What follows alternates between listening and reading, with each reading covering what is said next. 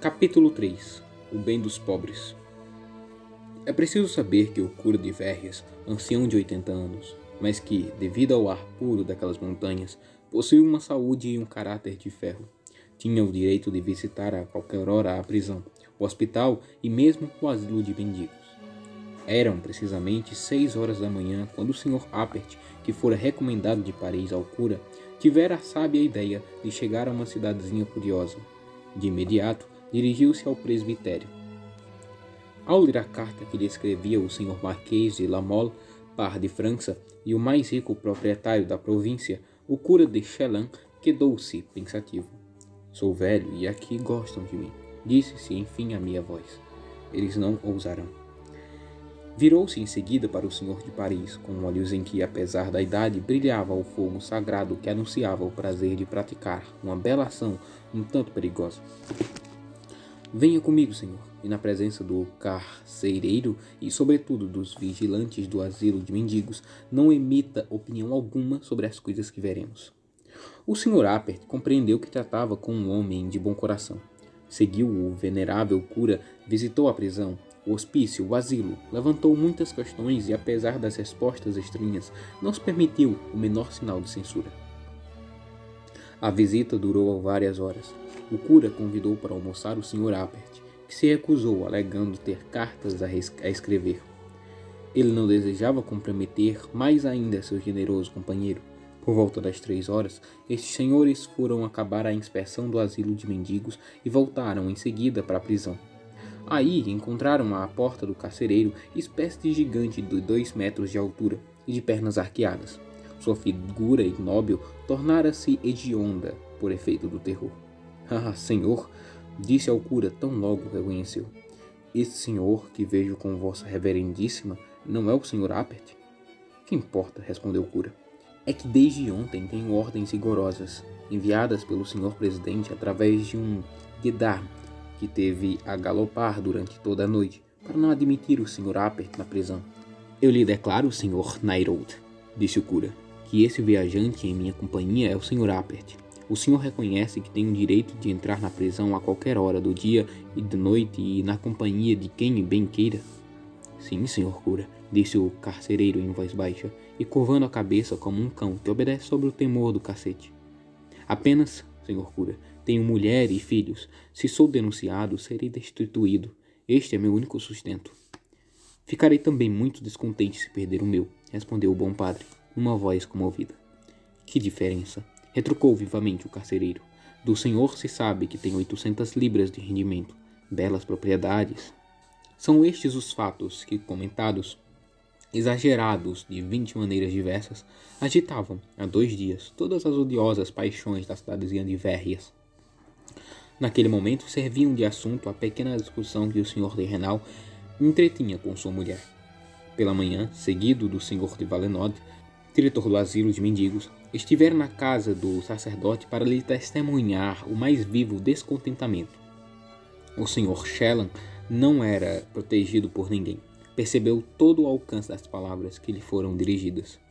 Pois bem, senhores, serei o terceiro cura de 80 anos que se destituirá nesta vizinhança. Há 50 anos e 6 anos que estou aqui. Batizei quase todos os habitantes da cidade, que não passavam de uma vila quando aqui cheguei. Todos os dias caso moços de que já casara os avós. Verrias é minha família, mas eu me disse, vendo os estrangeiros, este homem, chegado de Paris, pode ser, na verdade, um liberal. Existem muitos. Mas que mal poderá fazer contra nossos pobres e contra nossos prisioneiros? As censuras do Sr. de Renal e, sobretudo, as do Sr. Valenod, diretor do asilo de mendigos, tornavam-se cada vez mais veementes. Pois bem, senhores, façam-me destituir, gritou o cura com a voz trêmula. Não deixarei por isso de morar na região. Sabe-se que há 48 anos herdei um campo que me dá 800 libras. Viverei deste rendimento. Não fiz nenhuma economia em meu posto, e é talvez por isso, senhores, que não me assusto quando falam em poder perdê-lo. O Sr. de Renal vivia muito bem com a esposa, mas não sabendo responder àquela ideia, que ela timidamente lhe repetia, que mal esse senhor de Paris poderá fazer aos prisioneiros? Estava a ponto de se irritar quando ela deu um grito. O segundo de seus filhos acabava de subir ao parapeito da parede do terraço. Estava por aí a correr. Embora a parede de sustentação estivesse a uma altura de mais de 6 metros sobre a vinha que se estende do outro lado. O receio de espantar seu filho e de fazê-lo cair impedia a senhora de Renal de lhe dirigir a palavra. A criança, enfim, que ria de sua proeza, olhando para sua mãe, notou sua palidez, saltou a armadura e correu para ela. Foi muito repreendido. O pequeno acidente mudou o curso da conversação. Quero ter em minha casa Sorel, o filho do serralheiro, disse o senhor terrenal. Cuidará das crianças que começam a se tornar uns diabinhos para nós. É um pobre moço que, vale dizer, um bom latinista, que fará com que as crianças progridam, pois, como diz o cura, tem um caráter firme. Eu lhe pegarei 30 francos, mais a alimentação. Tinha certas dúvidas sobre sua moralidade, pois era o predileto daquele velho cirurgião, membro da Legião de Honra, que, sob o pretexto de ser primo dos Sorel, se hospedou em sua casa. Este homem bem que podia não passar de um agente secreto dos liberais. Declarava que o ar de nossas montanhas fazia bem para sua asma. Tomou parte em todas as campanhas de Bonaparte na Itália e se diz que na época tinha mesmo assinado não contra o Império. Este liberal dava lições de latim ao filho de Sorel e lhe deixara esta quantidade de livros que trouxera consigo.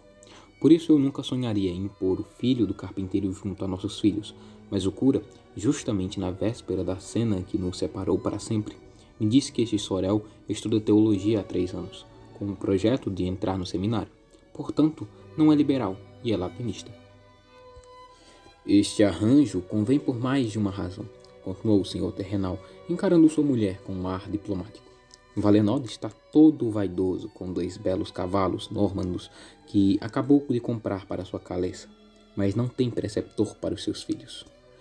Ele bem que podia tirar-nos este. Aprovas então meu projeto? Disse o senhor terrenal, agradecendo a sua mulher com um sorriso pela excelente ideia que ela acabava de ter. Vamos, está decidido. Ah, bom Deus, meu caro amigo, como tomas partido com rapidez. É que tenho caráter e o cura bem que o viu. Não dissimulemos nada. Estamos aqui cercados de liberais. Todos esses negociantes de tecidos me invejam, tenho certeza. 2 ou 3 se tornam ricaços. Pois bem, agrada-me muito que vejam passar os filhos do senhor terrenal indo ao passeio sob a vigilância de seu preceptor. Isto impõe respeito. Meu avô nos contava diversas vezes que, em sua juventude, teve um preceptor. Isso poderá custar-me 100 escudos, mas é um gasto que se deve classificar como necessário para a nossa posição. Esta resolução súbita deixou a senhora de Renal muito pensativa. Era uma mulher alta, bem feita, que fora a beleza da região, como se diz nessas montanhas. Tinha um certo ar de simplicidade e de mocidade no andar. Aos olhos de um parisiense, esta graça ingênua, cheia de inocência e de vivacidade, iria a ponto de despertar ideias de doce voluptuosidade. Se ela soubesse que fazia esse tipo de sucesso, ficaria bem envergonhada. Nem a galanteria, nem a afetação jamais se tinham aproximado de sua alma. O Sr. Valenod, o rico diretor do asilo, passava por lhe haver feito a corte, mas sem êxito algum, o que lançara um brilho singular sobre sua virtude, pois este Sr. Valenod, homem alto e jovem, de corpo atlético, com um rosto corado e de grandes suíças negras, era um destes seres grosseiros, imprudentes e barulhentos, que na província são considerados bonitos. A senhora de Renal, muito tímida e com um temperamento aparentemente variável, chocava-se sobretudo com o movimento contínuo com o vozeirão do Sr. Valenod. A distância que mantinha daquilo que em Verrières chamava alegria lhe valera a reputação de ser muito orgulhosa de sua origem. Ela não cuidava disso, mas ficou bem contente em verificar que os habitantes da cidade pareciam menos em sua casa.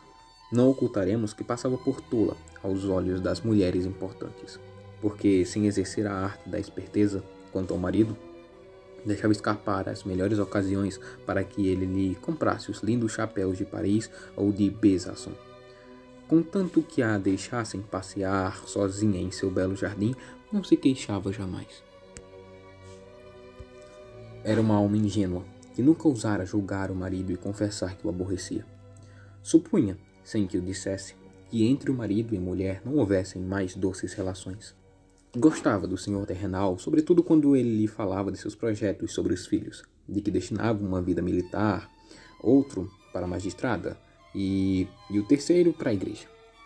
Em suma, achava o senhor terrenal muito menos aborrecido que todos os homens de seu conhecimento. Este julgamento conjugal era razoável. O presidente Verrias devia a reputação de espirituoso e sobretudo de bom tom, a meia dúzia de gracejos que herdara de um tio. O velho capitão de Renal servia, antes da Revolução, no regimento de infantaria do senhor Duque de Orleans, e, quando ia a Paris, era admitido nos salões do príncipe. Aí encontrara a senhora de Montesson, a famosa senhora de Guelens, o senhor do Crest, o criado do Palais Royal. Estes personagens reapareceram com frequência nos anedotas do senhor Renal.